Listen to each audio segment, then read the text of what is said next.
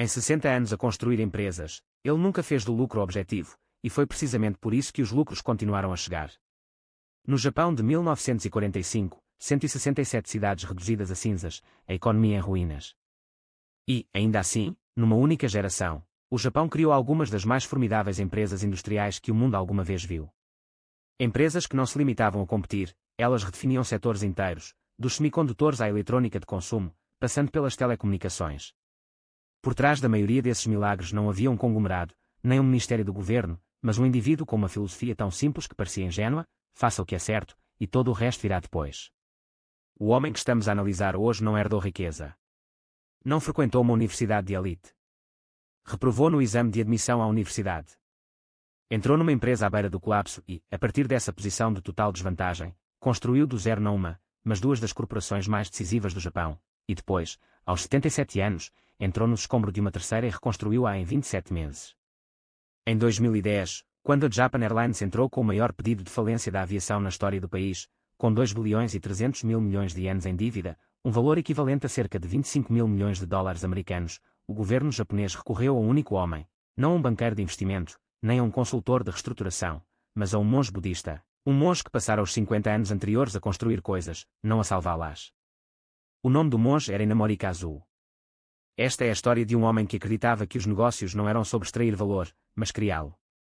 Que uma empresa existe não para enriquecer os seus fundadores, mas para dar sentido à vida dos seus colaboradores e contribuir com algo real para o mundo, e que, pela disciplina de viver segundo essa única convicção durante 9 décadas, se tornou um dos industrialistas mais influentes da história moderna. Em 60 anos a construir empresas, ele nunca fez do lucro o objetivo, e foi precisamente por isso que os lucros continuaram a aparecer. A cidade de Kagoshima fica na ponta sudoeste de Kyushu, a ilha principal mais a sul do Japão. Nos anos 1930, era uma cidade de província, mais conhecida pelo seu vulcão ativo, o Sakurajima, que, nas manhãs sem vento, cobria as ruas com uma cinza cinzenta. Não era um lugar que formasse magnatas. Formava pescadores, agricultores e funcionários públicos de baixo escalão. Em 30 de janeiro de 1932, Inamori Kazuo nasceu ali, o segundo de 7 filhos, de um pai que mantinha uma pequena oficina de impressão. A família não era pobre pelos padrões de Kagoshima, mas nunca esteve realmente segura. A gráfica mal conseguiu sobreviver à mobilização do Japão em tempo de guerra. A comida era racionada. Os sapatos gastavam-se até furar.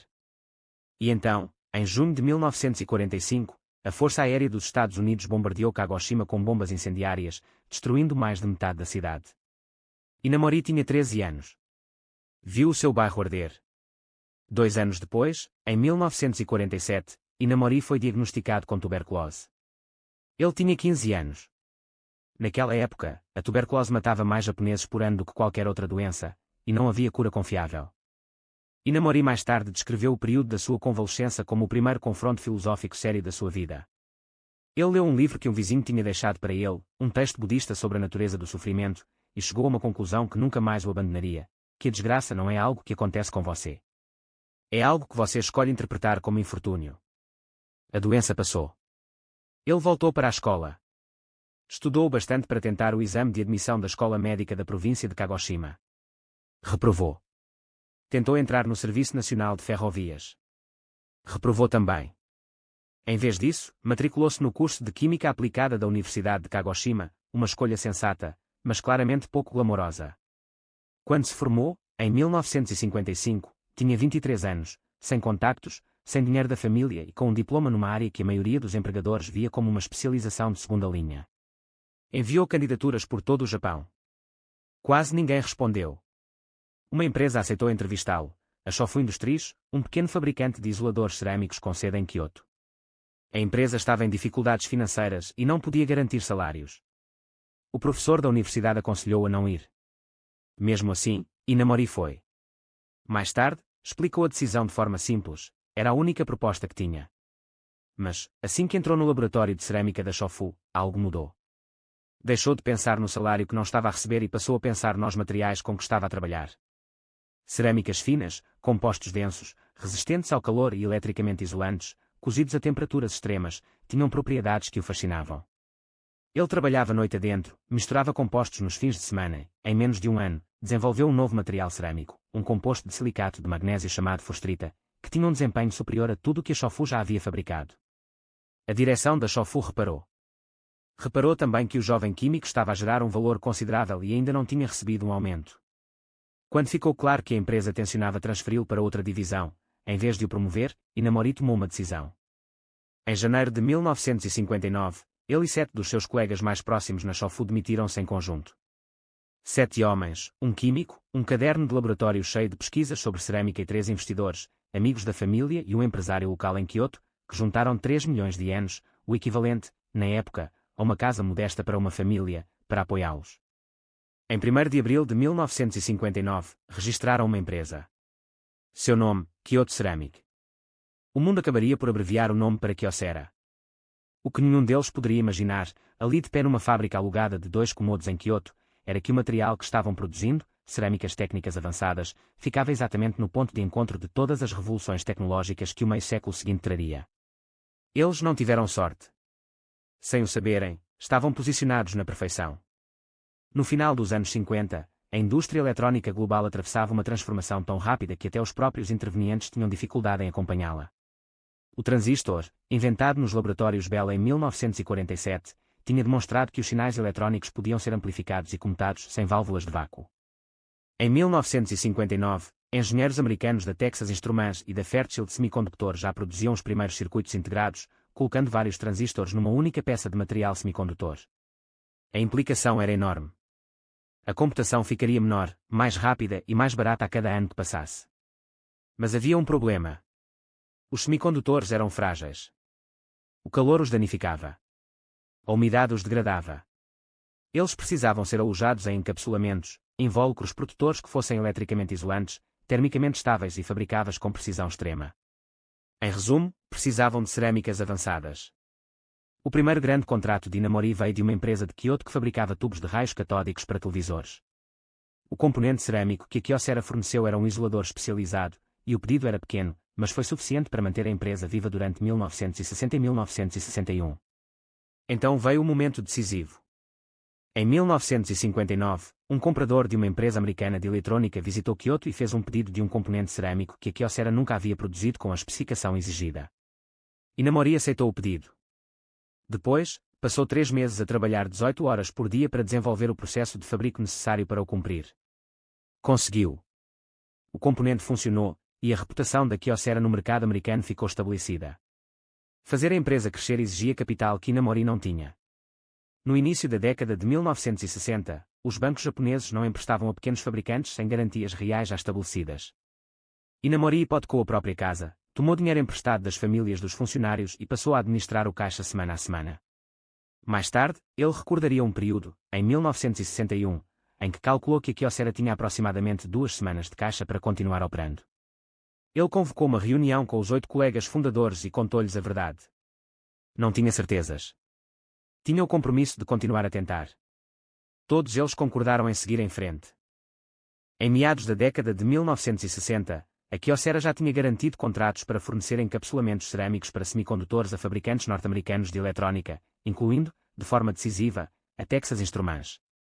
Os encapsulamentos que a Kyocera produzia, pequenas carcaças de cerâmica que protegiam os circuitos integrados do calor e da contaminação, tornaram-se componentes essenciais na primeira revolução dos computadores pessoais e das telecomunicações.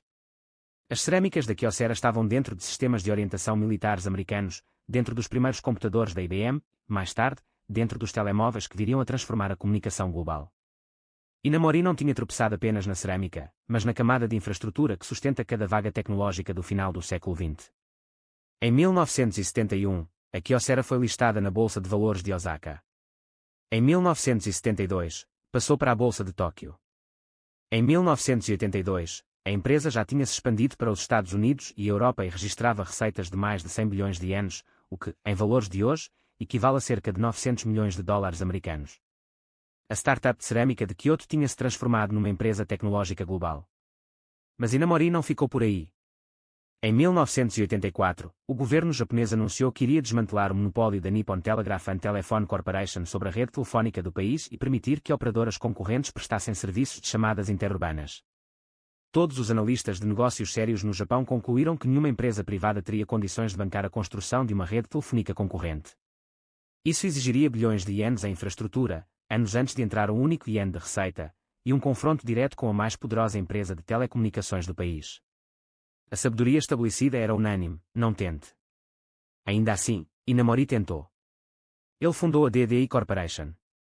O nome significava Danny Denden, algo como a segunda companhia telefônica, e ele passou os 6 anos seguintes construindo uma rede nacional de longa distância por todo o Japão. Os banqueiros lhe disseram que era impossível. Os lobistas da NTT trabalharam para complicar os seus pedidos de licenciamento. Inamori seguiu em frente. Em 1990, a DDI já dava lucro. Em 2000, fundiu-se com a KDD e a IT para formar a KDDI Corporation, hoje a segunda maior empresa de telecomunicações do Japão em receita, atendendo mais de 60 milhões de assinantes e gerando receitas superiores a 5 trilhões de ienes por ano. Inamori tinha criado, do zero, o mais importante desafiante do mercado japonês de telecomunicações, ao mesmo tempo que dirigia uma empresa industrial global. 2 empresas, 2 setores, construídos do nada ao longo de uma única vida. E, ainda assim, nenhum desses feitos é o que define o seu legado. A maioria dos líderes empresariais constrói sistemas. Inamori construiu uma filosofia. A distinção importa mais do que parece. Sistemas resolvem problemas conhecidos. Filosofias geram soluções para problemas que ainda nem existem. O que Inamori desenvolveu ao longo de 40 anos à frente da Kyocera não foi uma metodologia de gestão no sentido de um mapa de processos ou de um organograma. Era uma forma de pensar sobre o propósito do esforço humano, e essa forma de pensar produzia, como seu produto, um desempenho organizacional extraordinário. O núcleo da filosofia de gestão de Inamori assentava numa única equação. Ele descrevia assim: os resultados são iguais ao produto da atitude, do esforço e da capacidade. Atitude e esforço, ele insistia, eram avaliados numa escala de menos 100 a mais 100.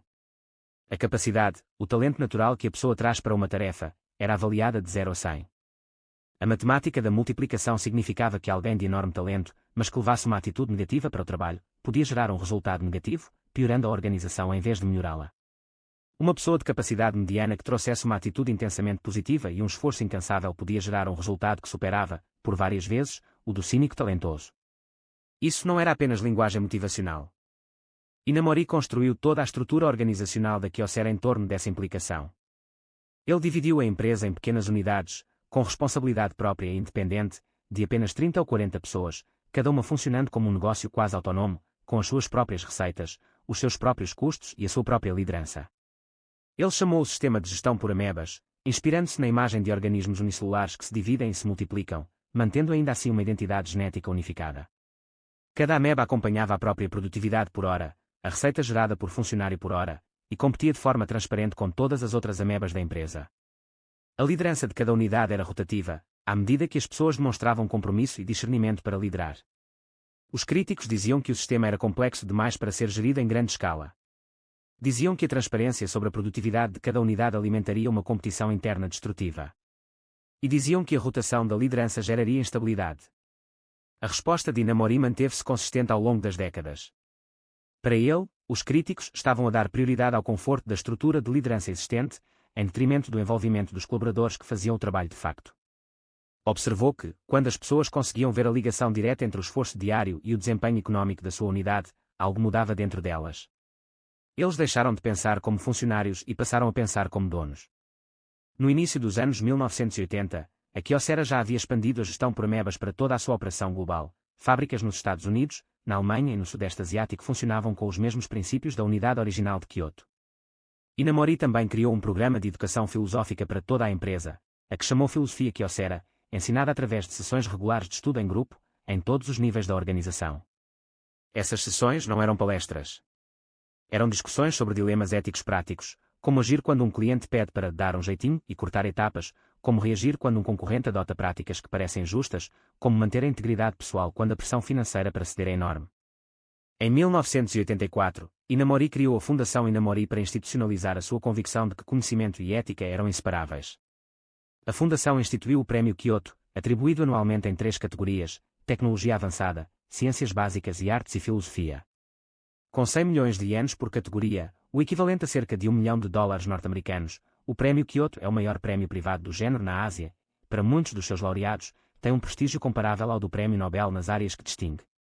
Inamori financiou tudo inteiramente com recursos pessoais. Em 1997, deu um passo adicional que surpreendeu todos os que achavam que o conheciam. Tinha 65 anos, continuava ativo como presidente da Kyocera, ainda envolvido na expansão da DDI. E foi a um templo zen em Kyoto e pediu para ser ordenado monge budista. Ele rapou a cabeça. Vestiu as vestes. Submeteu-se ao treino completo. Não tinha qualquer intenção de se reformar. Queria, como explicou mais tarde, despir todas as camadas de identidade profissional e de ambição que se tivessem acumulado ao longo de 40 anos de sucesso, para regressar ao que chamava a mente original, a mente que vê cada situação com clareza, sem a distorção do ego nem o desejo de proteger aquilo que se construiu. Para a maioria dos observadores ocidentais, isso pareceu excêntrico. Para quem conhecia o trabalho de Inamori, foi a coisa mais coerente que ele já tinha feito.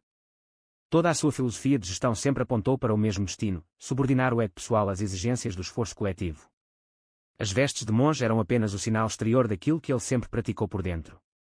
E 8 anos depois, quando o governo japonês ligou para perguntar se um monge budista sem qualquer experiência em aviação poderia, por favor, salvar a Companhia Aérea Nacional do colapso total, foi exatamente dessa prática que eles precisavam.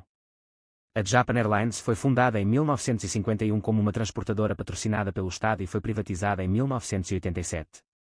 Nas 2 décadas seguintes, expandiu-se de forma agressiva, em rotas, aeronaves, funcionários e nos custos indiretos que vinham com tudo isso.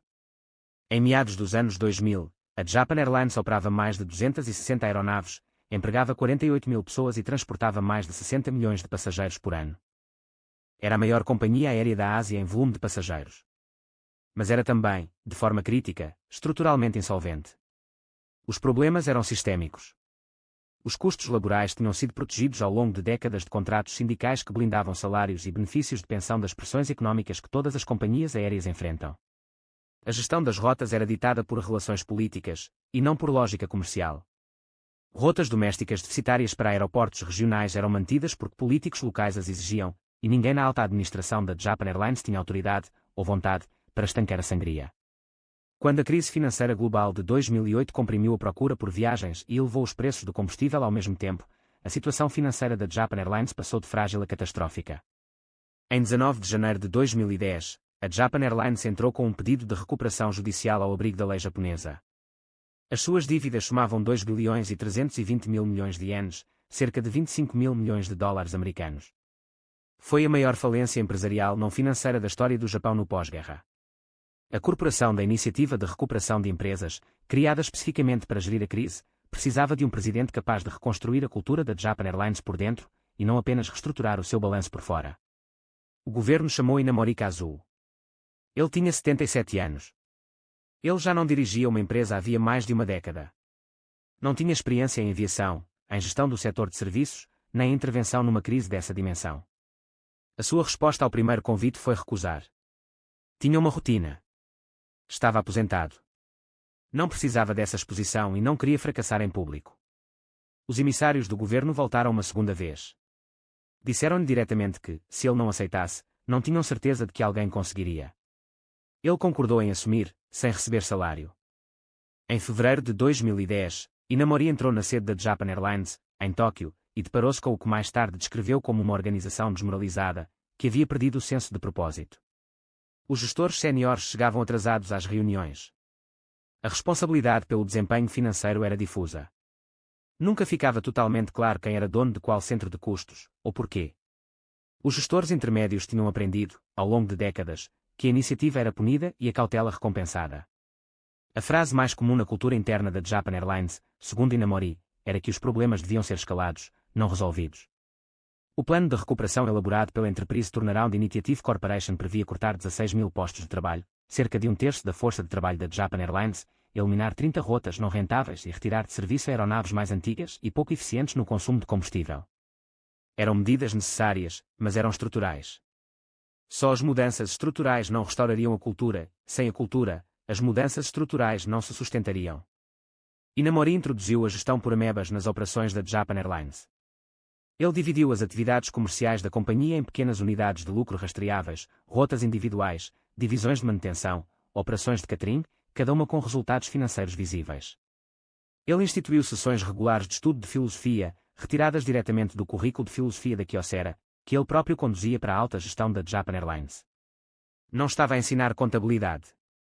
Estava a ensinar o que sempre ensinou, que o propósito do trabalho não é a ascensão pessoal, mas a contribuição para os outros. Que, quando você realmente internaliza essa convicção, as decisões que antes pareciam politicamente impossíveis passam a ser simplesmente óbvias. A resistência foi grande. A liderança sindical da Japan Airlines via as sessões de filosofia como manipuladoras. Alguns executivos séniores acreditavam que Inamori estava impondo uma religião corporativa da Kyocera a uma organização que já tinha sua própria identidade. Um executivo que participou das primeiras sessões descreveu-as mais tarde como desconfortáveis de um jeito que ele não tinha previsto, não porque Inamori fosse agressivo, mas porque Inamori fazia perguntas, de forma simples e repetida, que ninguém na Japan Airlines tinha feito antes. Perguntas como: para que existe esta rota? A quem ela serve, especificamente? Do que essa pessoa precisa de nós que não consiga obter em nenhum outro lugar? Os resultados financeiros chegaram mais rápido do que qualquer um havia previsto. No ano fiscal encerrado em março de 2011, o primeiro ano completo sob a liderança de Inamori, a Japan Airlines registrou um lucro operacional de aproximadamente 188 bilhões de ienes, cerca de 2 bilhões de dólares americanos. Isto não foi uma simples melhoria marginal em relação ao desempenho do ano anterior. No ano anterior, a Japan Airlines tinha perdido mais de 200 mil milhões de ienes. A viragem num único ano fiscal foi uma das reviravoltas financeiras empresariais mais dramáticas já registadas na história da aviação comercial. E o que provocou essa viragem não foram, principalmente, os cortes de rotas ou a redução do quadro de pessoal, embora ambos tenham contribuído. O que produziu isso, como analistas externos e os pilotos e as equipas de terra que viveram aquele período relataram de forma consistente, foi que os funcionários da Japan Airlines começaram a comportar-se de maneira diferente. Passaram a acompanhar custos que antes ignoravam. Assinalaram desperdícios que antes aceitavam. Pilotos que regressavam com combustível não consumido, combustível poupado por rotas mais eficientes e uma melhor gestão de altitude, começaram a registar e a celebrar essas poupanças, em vez de as tratarem como algo sem importância. Os agentes de embarque passaram a coordenar os tempos de escala com uma precisão que antes era reservada apenas aos procedimentos de segurança. Pequenas decisões, tomadas corretamente por dezenas de milhares de pessoas, somaram-se e resultaram em centenas de milhares de milhões de ienes de melhoria no desempenho. Em setembro de 2012, 27 meses depois de Inamori ter aceitado assumir o cargo, a Japan Airlines voltou a ser cotada na Bolsa de Valores de Tóquio.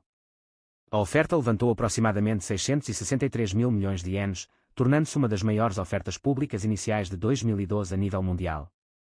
No ano da nova cotação, a Japan Airlines registrou um lucro operacional de cerca de 204 mil milhões de ienes, segundo várias métricas, o maior lucro operacional de qualquer companhia aérea no mundo nesse ano. A companhia aérea que tinha sido a maior falência empresarial da história do Japão no pós-guerra tornara-se a grande transportadora mais lucrativa do mundo em 27 meses. Inamori deixou o cargo de presidente do conselho em 2013. Tinha servido durante 38 meses. Não recebeu qualquer salário. Mais tarde, disse que aceitou a função porque sentiu que era a coisa certa a fazer e que, se tivesse pensado nisso por mais tempo do que pensou, talvez tivesse encontrado um motivo para recusar, algo de que se arrependeria pelo resto da vida. Inamori Kazu passou os anos restantes da sua vida em Kyoto, continuando a sua prática zen, supervisionando o trabalho filantrópico da Fundação Inamori e escrevendo. Ao longo de uma única vida, fundou a Kyocera Corporation, que cresceu de 8 pessoas numa fábrica alugada para uma empresa global de tecnologia, empregando cerca de 87 mil pessoas e com receitas anuais superiores a 1.800 mil milhões de ienes. Ele tinha fundado a DDI, que evoluiu para a KDDI, a empresa de telecomunicações que hoje atende mais de 60 milhões de assinantes. Tinha resgatado a Japan Airlines da ruína financeira e devolvido a companhia à lucratividade em apenas 2 anos. E tinha criado o Prêmio Kyoto, que, nos seus primeiros 38 anos de existência, homenageou mais de 130 laureados de 36 países. E, ao longo de tudo isso, a sua convicção central nunca mudou: a variável decisiva em qualquer empreendimento humano não é o capital, a tecnologia, a posição no mercado nem a estratégia competitiva. É a qualidade do caráter humano aplicada ao trabalho. Esse caráter pode ser cultivado, deve ser cultivado, e o cultivo do caráter não é uma distração do desempenho nos negócios, é a sua fonte. Em 24 de agosto de 2022, Inamori Kazu morreu em Kyoto. Tinha 90 anos. Os obituários que se seguiram chamaram-no o empresário japonês do pós-guerra mais admirado, uma figura de estatura comparável, no seu próprio país, à de Steve Jobs nos Estados Unidos ou à de Akio Morita, o fundador da Sony. Primeiros ministros e laureados com o Nobel prestaram-lhe homenagem. A KDDI divulgou um comunicado. A Japan Airlines suspendeu a música de embarque em toda a sua frota, em sua memória. Mas talvez a medida mais fiel da sua influência não tenha vindo das instituições, e sim das dezenas de milhares de pessoas, engenheiros da Kyocera, tripulantes de cabine da Japan Airlines, técnicos da DDI, que trabalharam durante anos sob a sua filosofia de gestão e depois descreveram, em entrevistas, memórias e histórias corporativas, a qualidade particular daquela experiência. Eles não a descreveram como exigente, embora fosse. Descreveram-na como esclarecedora. Descreveram como era sentir que, pela primeira vez, entendiam porque o trabalho que faziam importava, não para o preço de uma ação ou para um relatório trimestral, mas para outro ser humano, em algum lugar, que precisava daquilo que eles estavam construindo. Ele nunca fez do lucro o objetivo. Tornou a pergunta simples: qual é a coisa certa a fazer? E passou 9 décadas a respondê-la com isoladores cerâmicos e redes telefónicas, com planos de recuperação de companhias aéreas e com sessões de estudo de filosofia às 7 da manhã, antes de o turno começar. Ao fazê-lo, gerou lucros que sobreviveram a todas as previsões e um legado que nenhum balanço consegue conter. A fábrica original em Kyoto já não existe. A sede da Kyocera hoje ocupa um campus moderno nos arredores da cidade. Mas há um pátio no centro desse campus, construído por orientação de Inamori, onde a terra do terreno da fábrica original é preservada sob uma pedra. Todo funcionário que entra na Kyocera aprende o motivo. Porque o que importa não é o edifício. É o que foi decidido dentro dele, numa manhã de abril de 1959, quando 8 pessoas, com 3 milhões de ienes e um caderno cheio de fórmulas de cerâmica, decidiram que iriam fazer o que era certo e ver o que aconteceria depois.